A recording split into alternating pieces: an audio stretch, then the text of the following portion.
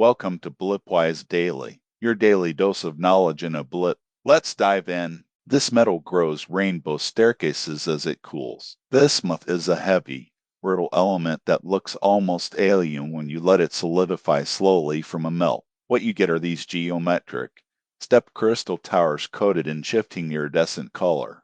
Here is why the staircase shape forms. Bismuth atoms bond faster along the outer edges of the growing crystal face than across the flat center. So the edges build up first, leaving a sunken square inside, then that inner square grows its own edges, and so on, stacking inward like a spiral staircase seen from above.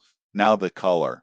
Pure bismuth metal is actually the silvery gray. The rainbow comes entirely from a thin layer of bismuth oxide that forms the instant the hot surface touches air. That oxide film is only a few nanometers thick, thinner than a single wavelength of light. When light hits that film, some bounces off the top surface and some passes through and bounces off the metal underneath. Those two reflected waves interfere with each other. Depending on how thick the oxide is at any given spot, certain wavelengths cancel out and others amplify, producing a specific color. This is called thin film interference, the same physics that makes a soap bubble rainbow. Because each step tears of the crystal cools and oxidizes at a slightly different rate, each step ends up with a slightly different oxide thickness, so each step gets its own color. The result is a crystal that looks like it was hand-painted in concentric rainbow squares.